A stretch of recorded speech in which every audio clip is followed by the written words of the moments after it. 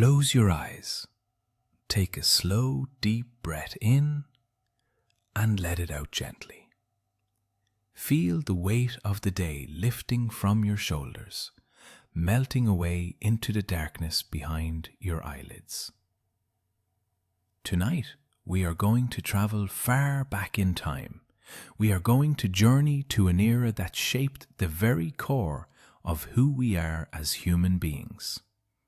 We are going back to the Pleistocene epoch, to a time when the world was gripped by an endless, shimmering cold. We are returning to the Ice Age. Imagine the air turning crisp and sharp. It is a clean, biting cold that carries the faint, distant scent of pine needles and ancient wood smoke. The landscape around you is not the familiar world of green forests and warm, sun-baked plains. Instead, it is a vast, endless ocean of white and pale blue. The ground beneath your feet is frozen solid, dusted with a layer of powdery snow that glitters like crushed diamonds under the pale light of a low-hanging sun. The silence here is profound. It is a heavy, insulating silence, broken only by the whistling of the wind and the distant, deep groaning of massive rivers of ice slowly carving their way across the continents. Before we journey deeper into this ancient frost, as you settle into your warm bed tonight, I would love to hear from you. Let me know in the comments below. What is the absolute coldest winter you have ever experienced in your own life? And what did you do to keep the chill away? Share your stories of the cold and let the contrast make your blankets feel even warmer tonight. The Ice Age was not a single brief event. It was not a sudden winter that came and went in the span of a few years. It was an epoch, a vast stretch of deep geological time characterized by repeated glaciations. For over 2.5 million years, the Earth breathed in cycles of profound cold and brief, fleeting warmth. These cycles were driven by the slow, majestic dance of our planet in the cosmos, the slight wobbles in the Earth's axis, the gentle changes in its orbit around the Sun, known as the Milankovitch cycles. These invisible astronomical rhythms acted as a great thermostat for the planet. When the tilt of the Earth shifted just a fraction of a degree and the orbit became slightly more elliptical, the summers in the northern hemisphere grew cooler. The snow that fell in the winter no longer melted in the summer. Year after year, decade after decade, century after century, the snow accumulated. It compressed under its own immense weight, turning first into dense, granular firn and then into solid, impenetrable blue ice. These were not mere glaciers, they were continental ice sheets, unimaginable in their scale. The Laurentide ice sheet covered much of North America, stretching from the high Arctic down to what is now the Ohio River Valley. In some places, this ice was over 2 miles thick. Imagine standing at the base of a wall of ice that rises into the sky, towering over the landscape like a frozen mountain range, gleaming with an otherworldly sapphire light. The sheer mass of this ice was so great that it actually depressed the Earth's crust, pushing the bedrock down by hundreds of feet. Across the Atlantic, the Eurasian ice sheet smothered Scandinavia, Britain, and northern Russia. The world was locked in a deep freeze. But this was not a dead world, far from it. The Ice Age was a time of incredible, vibrant life, adapted to the extreme conditions of a harsh environment. As the ice sheets grew, they locked up vast amounts of the Earth's water. Global sea levels dropped dramatically, falling by as much as 400 feet. The oceans retreated, revealing vast tracts of land that had been hidden beneath the waves for millions of years. The continental shelves were exposed, creating immense coastal plains and crucial land bridges that connected continents. The geography of the Earth was completely transformed. The islands of Indonesia were connected to the Asian mainland, forming a vast peninsula known as Sundaland. The British Isles were physically joined to Europe by a grassy rolling plain called Doggerland, where rivers meandered and herds of animals grazed. Most importantly for the story of humanity, a massive bridge of dry land emerged between Siberia and Alaska. This was Beringia, a sprawling, windswept steppe that would become the gateway for the greatest migration in human history. To the south of the towering ice sheets, the environment was not a barren wasteland of snow. Instead, a unique and highly productive ecosystem emerged, the Mammoth Steppe. This was the largest biome on Earth, stretching from Spain across Eurasia, over Beringia, and deep into North America. It was a cold, dry, wind-swept grassland, devoid of trees but covered in a dense, nutritious carpet of sedges, herbs, and grasses. The cold winds pouring off the glaciers prevented the growth of forests, but the long days of the northern summer provided enough sunlight for the grasses to flourish. And this endless ocean of grass supported an astonishing array of giants. This was the time of the Megafauna. If you were to stand on a ridge overlooking the Mammoth Steppe, you would see herds of magnificent creatures moving across the landscape like slow-moving storm clouds. The undisputed kings of the steppe were the woolly mammoths. These magnificent beasts, standing taller than modern African elephants, were perfectly adapted to the cold. Their bodies were covered in 2 thick layers of fur, a dense woolly undercoat to trap heat, and a coarse outer layer of long guard hairs that shed the snow and rain. They had small ears and a short tail to prevent frostbite, and an incredibly thick layer of insulating fat beneath their skin. As they moved, they used their massive, curved tusks to sweep away the snow, uncovering the nutritious grasses buried beneath. The sound of a mammoth herd feeding, the deep, resonant rumbling in their chests, the crunching of the snow, the tearing of the tough grasses would have echoed across the valleys. Grazing alongside the mammoths were woolly rhinoceroses, armored in thick hair and wielding massive, flattened horns used for sweeping snow. There were herds of ancient horses, their coats thick and shaggy against the wind. Massive steppe bison, much larger than their modern descendants, roamed in herds of thousands, their hooves churning the frozen earth. Giant ground sloths, lumbering and slow, browsed on the rare patches of hardy shrubs. And where there are great herds of herbivores, there are great predators. The Ice Age was a time of terrifying and beautiful carnivores. The cave lion, larger and more robust than the lions of Africa, hunted the open steppes without the need for a mane.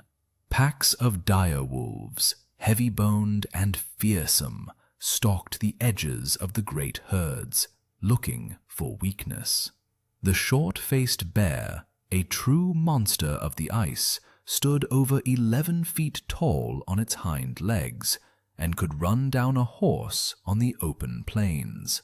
And of course, the saber-toothed cat, Smilodon, the silent ambush predator of the brushy valleys, waiting with its lethal, dagger-like canines. Into this world of towering ice, howling winds, and giant beasts, our ancestors ventured. The story of human evolution is inextricably linked to the changing climates of the Pleistocene. As the forests of Africa began to shrink and dry out due to the global cooling, early hominins were forced to adapt.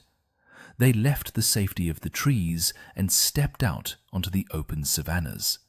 They stood upright, freeing their hands to carry tools, to throw stones, to hold their young.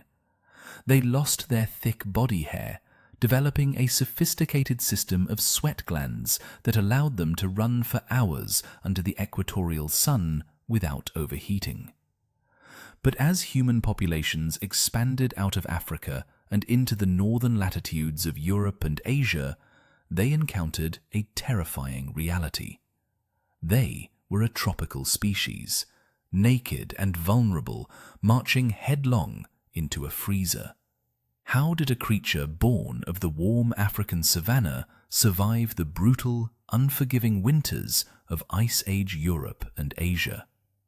The answer lies in the greatest tool our ancestors ever possessed, the human mind.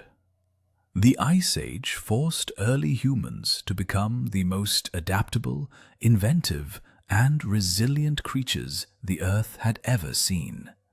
The cold was a merciless teacher. It forced our ancestors to innovate or die. The most profound of these innovations, the one that changed the course of our history forever, was the mastery of fire. Try to imagine the sheer terror of an Ice Age night before the taming of the flame. The darkness was absolute. The cold was a physical weight, pressing in from all sides, biting at the extremities, seeping deep into the bones. In the darkness lurked predators with night vision and sharp teeth. Predators who viewed the naked, shivering humans as easy prey. The nights were long, terrifying, and full of death. But then, somehow, a brave soul captured a spark. Perhaps it was a burning branch snatched from a tree struck by lightning, or a smoldering ember rescued from a natural brush fire. They fed it dried grass, breathed life into the glowing red heart of the ember, and coaxed forth a flame. This single act was nothing less than the dawn of a new era. Fire was magic. Fire was life. With fire, the night was pushed back. The dancing yellow and orange flames created a circle of light and warmth, a sanctuary in a hostile world. The terrible cold was held at bay. The predators, naturally fearful of the smoke and the bright, biting heat, kept their distance, their eyes glowing just beyond the edge of the light. But fire provided more than just warmth and protection. It completely transformed the way humans lived, ate, and interacted with each other. Fire gave our ancestors the ability to cook their food. Cooking was a biological revolution. It broke down the tough fibers of plants and the dense proteins of meat, making them infinitely easier to chew and digest. This meant that the human body no longer had to expend massive amounts of energy breaking down raw, tough food.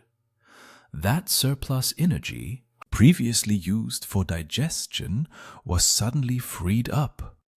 And where did that energy go? It fueled the growth of the human brain. The cooked diet provided the immense caloric density required to support our large, complex, and incredibly energy-hungry brains. Without the warmth of the fire to cook the meat hunted on the frozen steppes, the cognitive leaps that define our species might never have occurred. The fire also became the center of the human universe.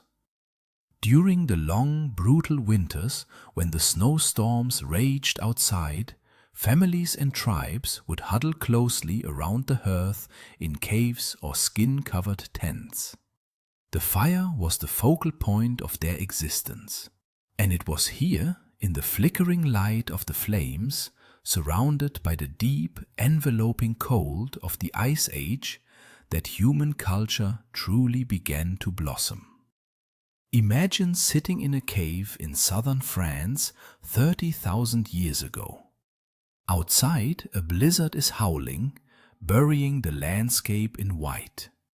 Inside, the air is thick with the smell of roasting meat, wood smoke, and the musky scent of animal hides. The fire cracks and pops, casting dancing, elongated shadows on the rough stone walls. You are warm, your belly is full, and you are surrounded by your people. In this intimate, illuminated space, language evolved from simple grunts and warnings into complex narratives. The elders would tell stories of the hunt, passing down vital knowledge about the migration patterns of the reindeer, the habits of the mammoths, the dangers of the ice crevasses. They would weave tales of the spirits they believed inhabited the animals, the mountains, and the swirling aurora borealis in the night sky. The hearth became the first classroom, the first theatre, the first temple. It was around the fire that the bonds of community were forged, strengthening the social cohesion that was absolutely critical for survival in such a punishing environment. A single human alone in the Ice Age was a dead human.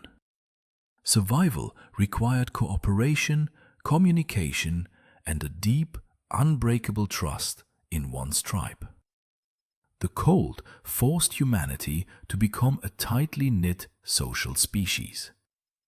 But fire alone was not enough to protect a hairless ape from the biting frost of the deep winter. Humans had to find a way to replace the fur they had lost millions of years ago. They had to become predators not just for food, but for clothing. The animals of the mammoth steppe, with their thick, insulating pelts, became the key to human survival. Hunting during the Ice Age was not a sport. It was a desperate, calculated necessity. Hunting a woolly mammoth or a massive steppe bison required extraordinary courage, intelligence, and teamwork. Our ancestors did not possess the physical strength of the predators they competed with. They could not outrun a dire wolf or overpower a cave bear. Instead, they used their superior intellect. They studied the animals, learning their behaviors, their fears, their weaknesses. They developed sophisticated hunting strategies, driving herds into narrow valleys, deep snowdrifts, or over sheer cliffs. They crafted deadly weapons, spears tipped with beautifully knapped flint or obsidian points, sharp enough to pierce the thickest hides.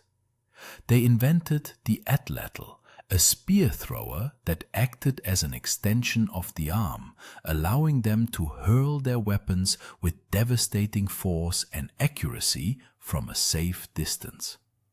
When a large animal was brought down, it was a moment of triumph and solemn respect.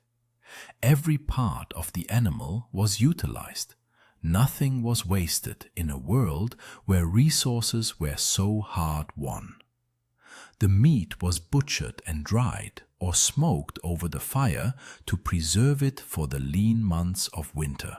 The bones were cracked open for the rich, calorie-dense marrow, and then the bones themselves were used to craft tools, weapons, and even the frames for their dwellings. The thick layer of fat was rendered down and used as fuel for small stone lamps, providing a steady, smokeless light deep within the caves. And then there were the hides. The skinning of a mammoth or a reindeer was a crucial task. The heavy pelts were carefully removed, scraped clean of fat and tissue using stone scrapers, and then treated to make them soft and supple. This process often involved chewing the hides or rubbing them with animal brains to break down the tough fibers. Once prepared, these furs became the armor that allowed humans to walk in the freezing winds. But early humans did not just wrap themselves in loose skins. The Ice Age gave birth to the art of tailoring. One of the most important and unsung inventions of human history is the humble bone needle. By carving tiny slivers of bone or ivory and drilling a microscopic eye at one end, our ancestors were able to use sinew or plant fibers as thread. They began to cut, fit, and sew their clothing. They crafted snug-fitting trousers, warm tunics, fur-lined boots, and deep hoods that protected their faces from the wind. This tailored, multi-layered clothing created a microclimate around the human body, trapping body heat and keeping the lethal cold at bay. The invention of the needle allowed humans to essentially carry a warm, tropical environment with them wherever they went, opening up the most extreme, frigid environments of the planet to human habitation. As you lie there, safe and warm, try to imagine the sheer endurance of these ancient people. Their lives were a constant, relentless negotiation with the cold. They lived in an environment where a single mistake, a sudden change in the weather, a torn boot, or a lost fire could mean freezing to death in a matter of hours. The landscape they inhabited was stark, unforgiving, and immensely beautiful. Imagine walking across the frozen tundra in the dead of winter. The sun barely rises above the horizon, casting long, pale blue shadows across the snow. The air is so cold that every breath hurts your lungs, and the moisture from your breath freezes instantly on your fur collar. The silence is broken only by the rhythmic crunch of your boots on the dry snow. You are tracking a herd of reindeer, following the faint indentations of their hooves. Your survival and the survival of your family waiting back at the camp depends on your success. The psychological pressure must have been immense. Yet, despite the hardship, despite the constant threat of starvation and cold, Ice Age humans did not just survive, they thrived. They found time for beauty, for art, for spirituality. Deep inside the limestone cave systems of Europe and Asia, far from the light of the sun, they crawled through narrow, treacherous passages, guided only by the flickering light of animal fat lamps. And there, on the smooth, damp walls of the caves, they left their mark. They gathered natural pigments, red and yellow ochre, black charcoal, white chalk. They ground them into fine powders, mixed them with animal fat or water, and applied them to the rock. They painted the animals that dominated their world. They painted magnificent, sweeping images of mammoths, charging bison, graceful horses, and leaping stags. The artwork is breathtaking in its realism, its vitality, its understanding of anatomy and movement. These were not mere doodles. They were profound expressions of human consciousness. Why did they paint deep in the darkness? Perhaps it was a form of hunting magic, a way to capture the spirit of the animal before the physical hunt began. Perhaps these caves were sacred sanctuaries, places of initiation where the young were taught the myths and legends of their people. Or perhaps it was a profound human need to leave a record of their existence, to declare to the universe, "We were here, we saw these great beasts, we lived." When you look at the hand stencils left on those ancient walls, created by blowing pigment over a hand pressed against the rock, you are looking across 30,000 years of time directly into the soul of an Ice Age human. It is a gesture of connection that transcends the millennia. The environment of the Pleistocene didn't just shape our culture and our technology, it shaped our very biology. As human populations migrated into different regions, separated by massive glaciers and vast distances, they began to adapt to their specific local environments. In the higher latitudes, where the sunlight was weak, human skin became lighter to allow for the maximum absorption of ultraviolet radiation, necessary for the synthesis of vitamin D. Bodies became stockier with shorter limbs to minimize surface area and conserve heat, a biological rule known as Allen's rule. Noses became longer and narrower to warm and humidify the freezing, dry air before it reached the lungs. The physical diversity of the human species today is, in many ways, a lingering echo of our ancestors' diverse responses to the challenges of the Ice Age. The greatest challenge, however, and the greatest triumph of Ice Age humanity was the conquest of the Americas. For millions of years, the continents of North and South America had been isolated, entirely devoid of human presence. But as the immense ice sheets of the Pleistocene locked up the world's water, the shallow floor of the Bering Sea was exposed. A massive, grassy land bridge up to 1,000 miles wide connected Siberia to Alaska. This was Beringia. It was not a bridge of ice, but a cold, dry steppe, teeming with herds of mammoth, bison, and horse.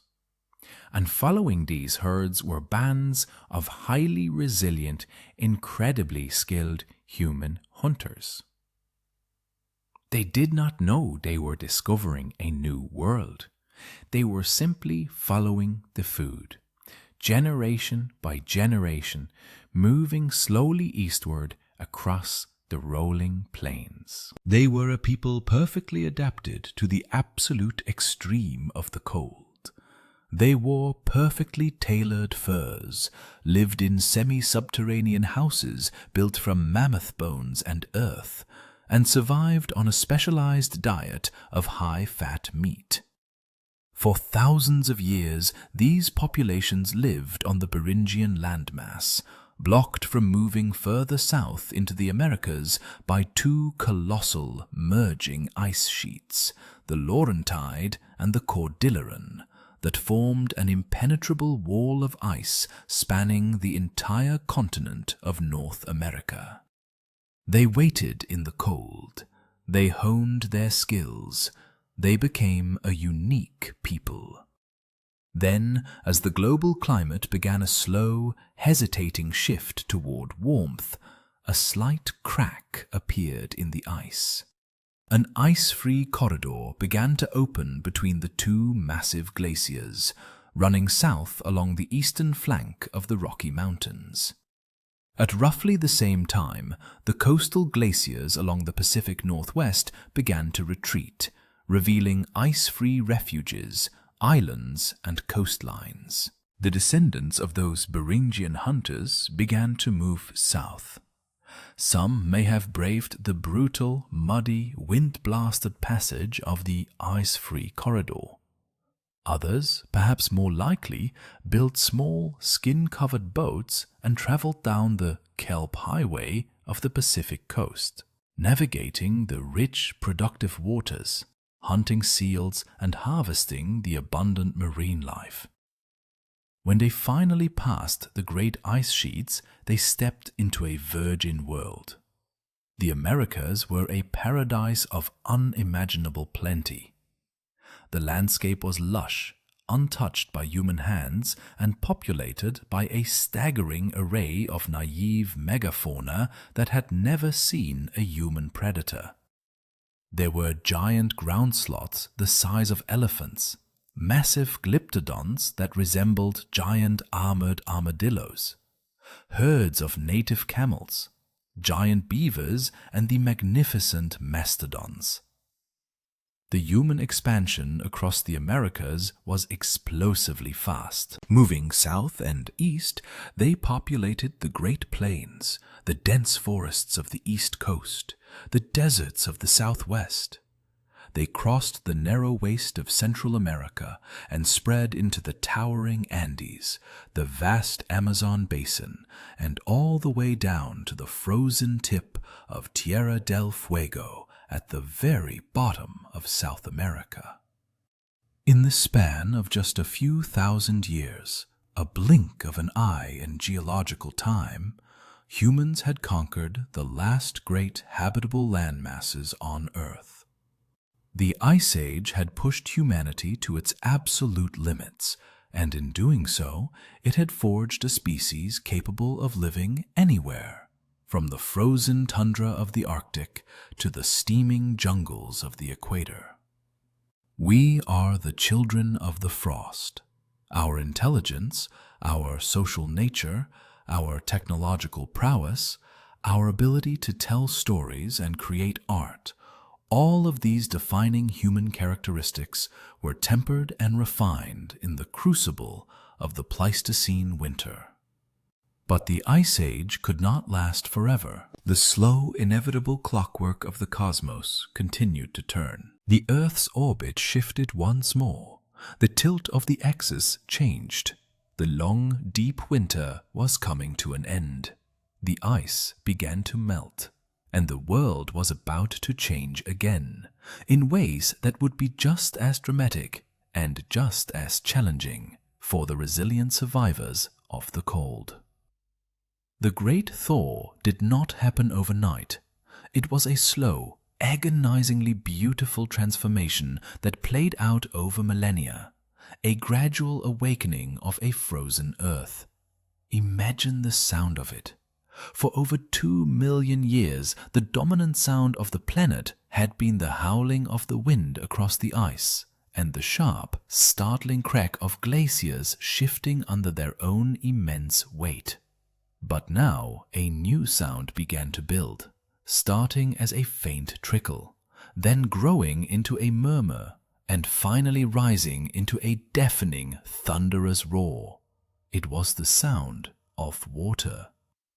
As the Earth's orbital dance brought the northern hemisphere just a fraction closer to the sun during the summer months, the ice began to weep. The towering, mile-high cliffs of the Laurentide and Eurasian ice sheets, which had seemed as permanent as the bedrock itself, began to soften. Meltwater formed brilliant, terrifyingly deep azure pools on the surface of the glaciers. These pools grew into streams, carving serpentine canyons through the ice before plunging into dark, bottomless moulins, cascading down to the bedrock below. Beneath the ice, hidden from the sky, massive rivers of subglacial water rushed toward the edges of the continents, carrying with them millions of tons of pulverized rock, creating vast outwash plains of gravel and silt. The world was changing its skin. As the ice retreated, it left behind a scarred, scoured landscape, stripped of soil, dotted with deep gouges that would eventually become the millions of lakes that now define regions like Canada, Scandinavia, and Siberia. But the most profound change was the rising of the oceans. All that locked up water, millions of cubic miles of it, was returning to the sea. The global sea level, which had been 400 feet lower than it is today, began to climb relentlessly.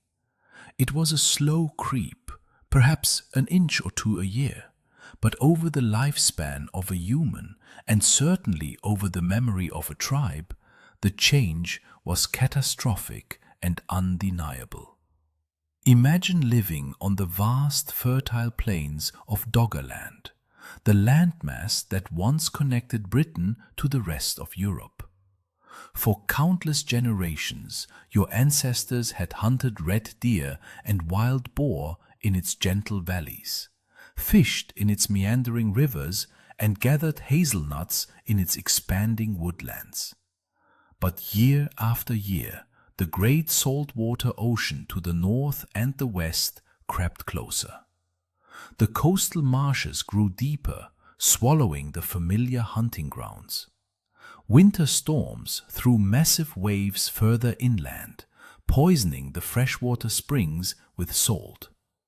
The tribes were forced to pack their skin tents and move to higher ground, retreating century by century until one day the highest ridges of Doggerland slipped beneath the waves, and the rolling plains became the muddy floor of the North Sea. Britain became an island, its people cut off from the continent, left to forge their own destiny. A similar drama unfolded across the globe. The great peninsula of Sundaland was drowned, fracturing into the thousands of islands that now make up Indonesia, Malaysia, and the Philippines. The Bering land bridge, the vital umbilical cord that had fed humanity into the Americas, was swallowed by the cold, grey waters of the Bering Strait, isolating the peoples of the New World for the next 10,000 years. The geography of the modern world was being drawn, not with a pen, but with a rising tide. But the melting ice did not just reshape the continents. It entirely dismantled the greatest ecosystem the Earth had ever known, the mammoth steppe. For millions of years, the cold, dry winds pouring off the glaciers had prevented trees from taking root, maintaining an endless, highly nutritious grassland that spanned the northern hemisphere. But as the climate warmed, the air grew more humid, the rain began to fall, and with the rain came the trees. Slowly at first, then with an unstoppable, creeping momentum, the forests marched north. Hardy pioneer species like birch and willow took root in the damp, newly exposed soils. They were followed by vast, dark armies of pine and spruce, and eventually by the broadleaf canopies of oak, ash, and elm. The endless, sweeping vistas of the Ice Age, where a hunter could see for miles in every direction, were replaced by a dense, claustrophobic wall of green. For the giants of the Ice Age, this green wave was an apocalypse. The woolly mammoth, the woolly rhinoceros, the steppe bison, these were creatures engineered by evolution for a specific freezing world. Their massive bodies, their thick layers of fat, their heavy fur coats, all of which had been absolute necessities for surviving the Pleistocene winter, suddenly became fatal liabilities in a warming, humid climate. Furthermore, the nutritious sedges and grasses they relied upon were choked out by mosses, shrubs, and trees. Their food supply vanished, buried beneath the expanding forests and the creeping bogs of the new tundra. The extinction of the megafauna is one of the most haunting mysteries of our planet's history. It is a story of slow starvation, of shrinking habitats, and of majestic beasts fading into the mists of time. Imagine a small, dwindling herd of woolly mammoths, perhaps the very last of their kind on the mainland. They are exhausted, their once thick coats patchy and shedding in the unfamiliar heat.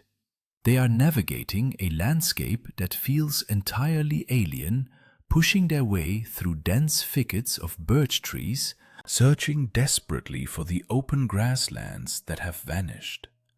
They are ghosts trapped in a world that has moved on without them. And shadowing these doomed giants were the human hunters. While the changing climate and the loss of habitat were the primary drivers of the extinction, humanity undoubtedly played a role, delivering the final fatal blow to many species. Our ancestors, armed with lethal stone-tipped spears and cooperative hunting tactics, were the apex predators of this changing world. As the megafauna populations dwindled and became isolated in fragmented patches of suitable habitat, they became highly vulnerable. The slow reproductive rates of animals like the mammoth and the giant ground sloth meant that they simply could not replenish their numbers fast enough to withstand the combined pressures of a melting world and human predation. By the time the Holocene epoch, our current geological age, was fully underway, the giants were gone, leaving behind only their massive bones buried in the permafrost, a silent testament to an era of monsters. With the giants gone and the open steppes swallowed by the forests, humanity faced a profound crisis. The old ways of survival, the strategies that had kept our species alive through the darkest, coldest nights of the Pleistocene, were no longer viable. You cannot hunt a forest deer the same way you hunt a towering mammoth on an open plain. The environment had changed, and so human beings had to change with it. We had to reinvent ourselves. This period of transition forced an explosion of human ingenuity and technological innovation. The dense, tangled forests demanded new tools. The heavy, thrusting spears of the mammoth hunters were replaced by lighter, faster, more accurate weapons. This was the dawn of the bow and arrow. The invention of the bow was a masterpiece of Paleolithic engineering, storing the slow, muscular energy of the human arm in the tension of bent wood, and releasing it in a blindingly fast, lethal strike. It allowed a hunter to move silently through the shadows of the forest and strike down swift, elusive prey like red deer, roe deer, and wild boar from a safe distance. The melting ice also created a world dominated by water. Rivers swelled, lakes filled the gouged valleys, and the newly established coastlines teemed with life. Humans turned their attention from the land to the water. They began to fashion the first true fishing nets, weaving complex meshes from strong plant fibers, weighted with grooved stones. They carved delicate, barbed harpoons from antler and bone, perfect for spearing salmon as they fought their way up the newly formed rivers. And, perhaps most importantly, they invented the boat. The earliest vessels were likely simple dugout canoes, created by painstakingly hollowing out massive tree trunks using stone adzes and controlled fire. These canoes were revolutionary, turning rivers and coastlines from impassable barriers into absolute highways, allowing human populations to travel, trade, and exploit the rich, inexhaustible resources of the aquatic world. As human beings adapted to this new, temperate world, they formed a partnership that would change the trajectory of our species forever. Back in the depths of the Ice Age, a subtle, tentative dance had begun between two rival apex predators, humans and wolves. Both were pack-hunting mammals, both were highly social, and both relied on cooperation to bring down large prey on the frozen steppes. Over thousands of years, some of the bolder, less aggressive wolves began to linger around human camps, drawn by the smell of roasting meat and the promise of discarded bones. Our ancestors, recognizing the value of these sharp-eyed, keen-nosed scavengers, did not drive them away. They allowed them to stay. They shared the warmth of the fire. As the ice melted and the world grew densely forested, this alliance became vital. Hunting in the deep woods is a sensory nightmare for a human. Our vision is blocked by trees, our sense of smell is weak, and our hearing is easily confused by the rustling leaves. But for a wolf, now slowly transforming through generations of proximity to humans into the first dogs, the forest was an open book.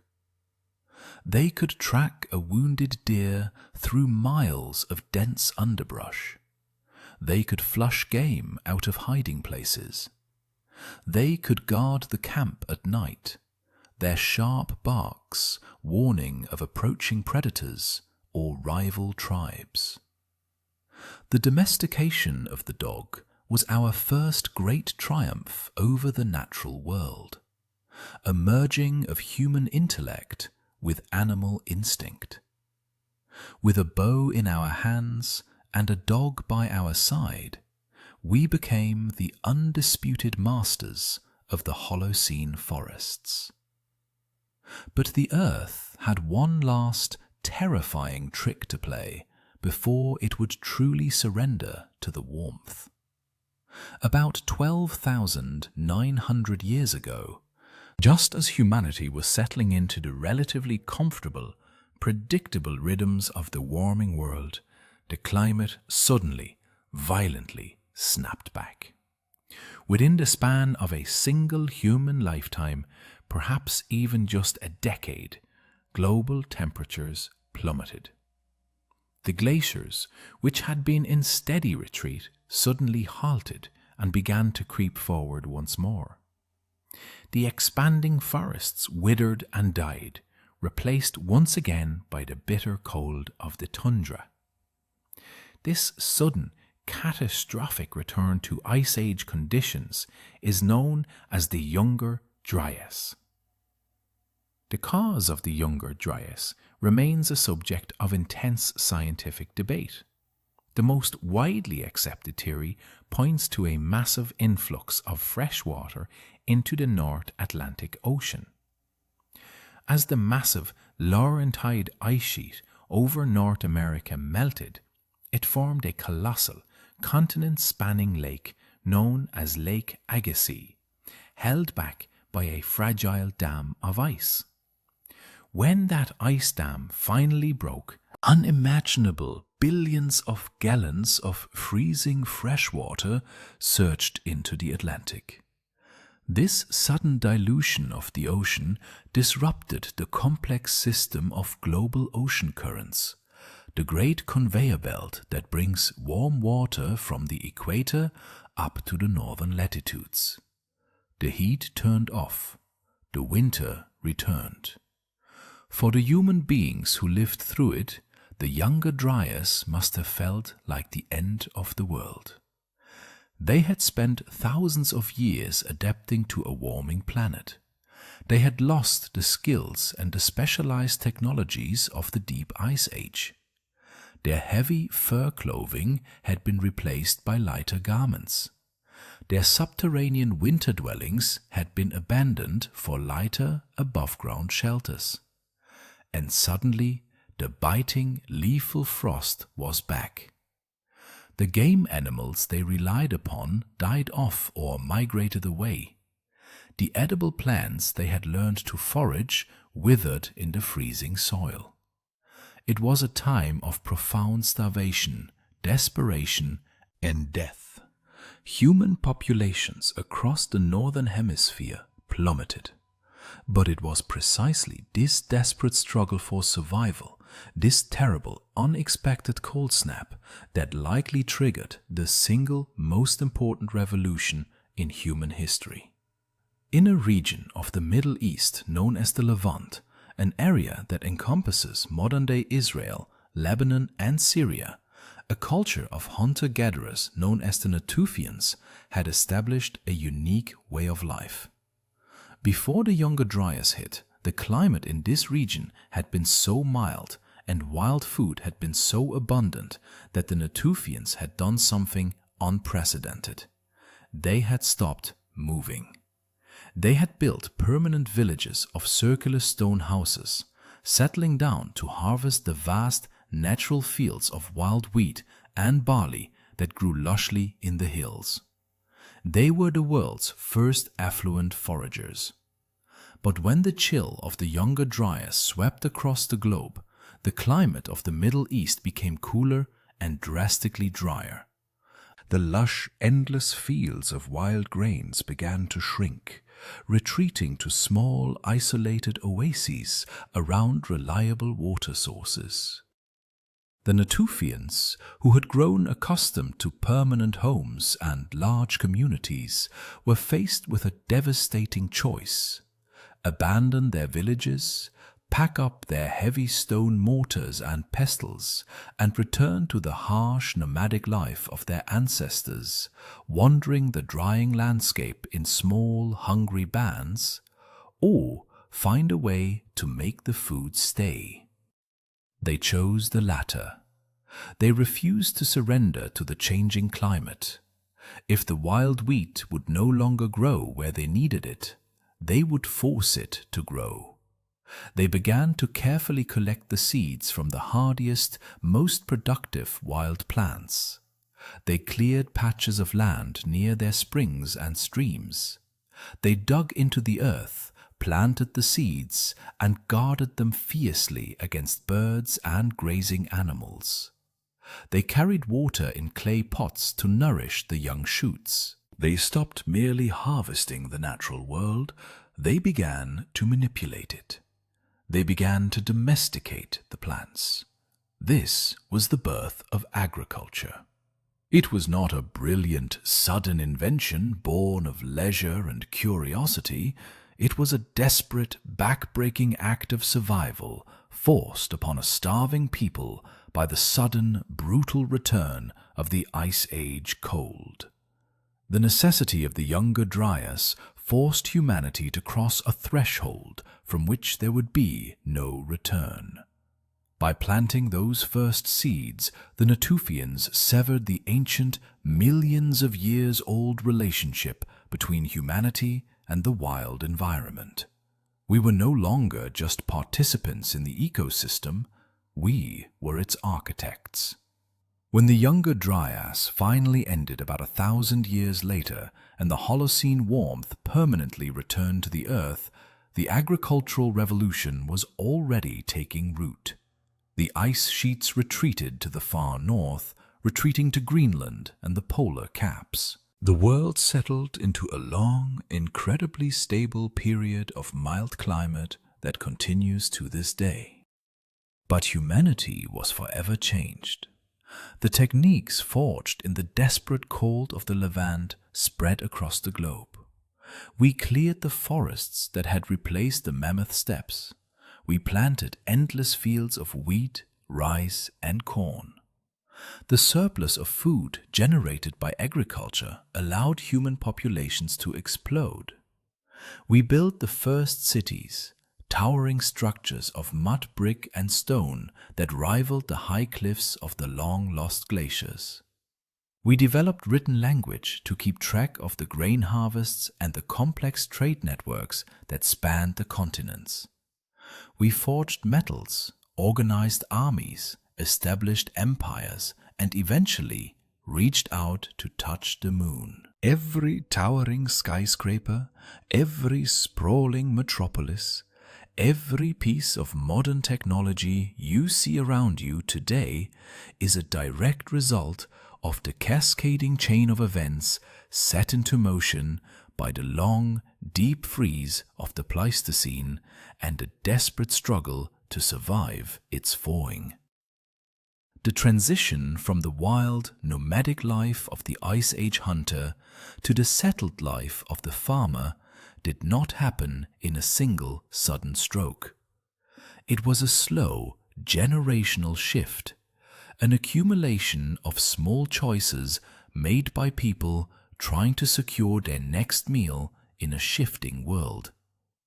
But the consequences of those choices reverberated across the planet, echoing through the millennia to shape the exact world you inhabit today.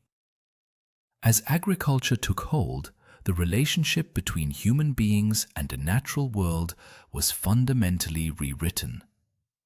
We were no longer bound to the migratory paths of the reindeer or the seasonal blooming of wild berries. We anchored ourselves to the earth. With the guarantee of a stable food supply, something truly remarkable began to happen. The human mind, which had been forged in the absolute crucible of the freezing Pleistocene, suddenly found itself with a surplus of time. When you are no longer spending every waking hour tracking beasts across the frozen tundra or scavenging for roots in the frost-hardened soil, you can turn your vast, energy-hungry brain toward other pursuits. The Holocene epoch, our current interglacial period of warmth and stability, became the canvas upon which the human imagination could finally, fully paint its masterpieces. In the fertile crescent of the Middle East, along the nutrient-rich banks of the Tigris and Euphrates rivers, the first true cities began to rise from the mud. Places like Uruk and Ur, sprawling metropolises of sun-baked brick, became the new centers of the human universe. Instead of the intimate circle of the campfire, the focal point of society became the towering ziggurat, reaching up toward the sky, a testament to the collective power of thousands of individuals working in unison. The social cooperation that had kept small tribes alive during the blizzards of the Ice Age was now being scaled up to an unimaginable degree, managing the labor of tens of thousands of people. To manage this complex new world, human beings invented something just as revolutionary as the bone needle or the mastery of fire. They invented writing. The first accounting ledgers, pressed into soft clay tablets with a reed stylus, were not created to record poetry or myth. They were born of absolute necessity. They were created to track the immense surpluses of grain, the herds of domesticated sheep and goats, the taxes owed to the temple. But from those simple wedge-shaped marks in the mud, a new kind of human memory was born. We were no longer limited to the stories that could be memorized and passed down by the elders around the hearth. We could externalize our thoughts. We could record our history, our laws, our deepest philosophies, and pass them across vast distances of space and time, immortalizing the human voice. As you lie in your bed, breathing slowly, think about the immense, unbroken chain of survival that connects you to those ancient builders, and further back still, to the hunters wrapped in mammoth skins. You are the apex of that ancient struggle. Every cell in your body, every instinct in your mind carries the faint, indelible echo of the Ice Age. We think of ourselves as modern, civilized creatures, far removed from the brutal realities of the wild. But biologically, we are still Ice Age apes. Our bodies are perfectly calibrated for a world that no longer exists. Have you ever wondered why human beings are so prone to storing fat? In the modern world of supermarkets and constant abundance, this tendency is often seen as a burden. But for millions of years, the ability to rapidly convert excess calories into a layer of insulating fat was the ultimate superpower. It was the biological savings account that allowed our ancestors to survive the long, lean months of the deep winter, when the game vanished and the snow buried the earth. When you crave rich, calorie-dense foods, it is not a modern weakness. It is the ghost of the Pleistocene winter whispering in your ear, urging you to prepare for a famine that thankfully will never come. Consider the way your body reacts to the cold. When you step outside on a freezing winter morning without a heavy coat, your body instantly springs into action. Your blood vessels constrict, pulling the warm blood away from your skin and your extremities to protect your vital organs deep within your core. You begin to shiver, your muscles rapidly contracting and relaxing to generate internal heat. And you get goosebumps. Have you ever thought about how strange goosebumps are? They are a vestigial reflex, an ancient, inherited mechanism from a time when we were covered in thick fur. When a wolf or a chimpanzee gets cold, tiny muscles at the base of their hair follicles contract, causing the fur to stand on end, trapping a thicker layer of insulating air against the skin. We have lost the fur, but the reflex remains. Every time you get goosebumps, your body is blindly trying to fluff up a winter coat that vanished millions of years ago. Even our psychological quirks are deeply rooted in the frost. Why do we find the flickering light of a fire so mesmerizing, so profoundly comforting? Whether it is a crackling fireplace in a living room, a campfire in the woods, or even just the warm, glowing screen of a television illuminating a dark room, we are drawn to the light. For hundreds of thousands of years, the fire was the only thing standing between humanity and the terrors of the frozen, predator-filled night.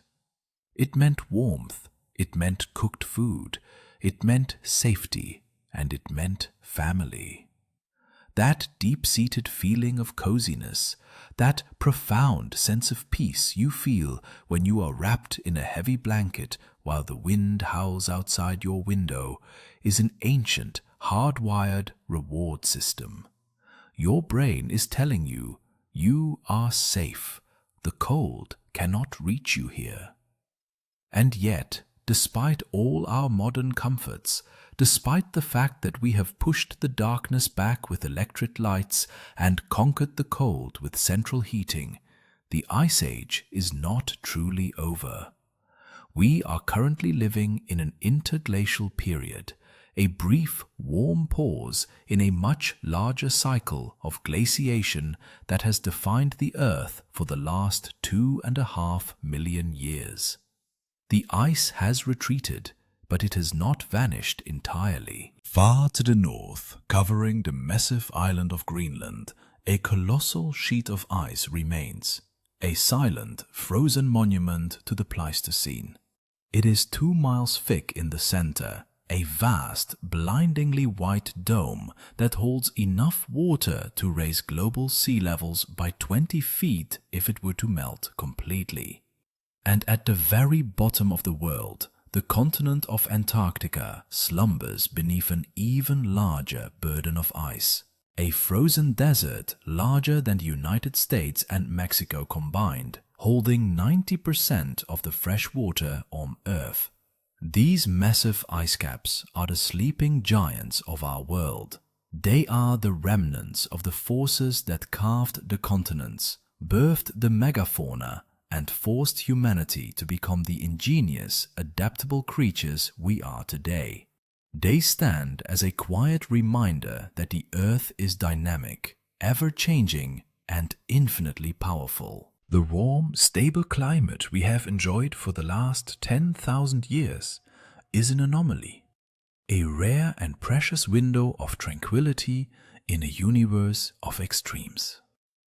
As you sink deeper into your mattress, feeling the heavy, comforting weight of your blankets, allow your mind to drift away from the complexities of the modern world. Let go of the stress of the day, the endless lists of tasks, the blinking screens, the noise of the city. Travel back in your mind's eye to the vast, open expanses of the mammoth steppe. Imagine the sky above you, impossibly wide and clear, glittering with 1,000,000 icy stars. These are the exact same stars your ancestors looked up at as they huddled around their smoking fires. They saw the same constellations slowly wheeling across the sky, marking the passage of the long, dark winter. They felt the same deep human need for connection, for warmth, for safety. You are safe. You are warm. The walls of your room are strong, holding back the chill of the night. The long journey of humanity, through the biting winds, across the treacherous ice bridges, through the dense, dark forests of the warming world, has brought you here to this moment of absolute peace. You do not need to hunt. You do not need to keep the fire alive. You only need to rest. Listen to the steady, rhythmic sound of your own breathing. It is the same slow, essential rhythm that has sustained life on this planet for billions of years. With every inhalation, imagine drawing in a deep, calming warmth. With every exhalation, let go of any lingering tension, letting it dissipate into the cool night air like a wisp of smoke from a dying ember. The ice has receded. The beasts of the tundra have faded into myth and memory. The world is quiet. The great engine of history, driven by the slow turning of the earth and the relentless power of the cold, has momentarily paused. It is a time for stillness. It is a time for dreams. Let the vast, ancient silence of the Ice Age wash over you. A heavy, insulating blanket of snow settling softly over the landscape of your mind, burying the noise, burying the worry, leaving only the pure, pristine white of a deep, unbroken sleep. Let the cold stay outside, forever separated from you by the warmth of your own existence. Drift now into the quiet. Let the long winter pass. Let the night hold you gently until the dawn.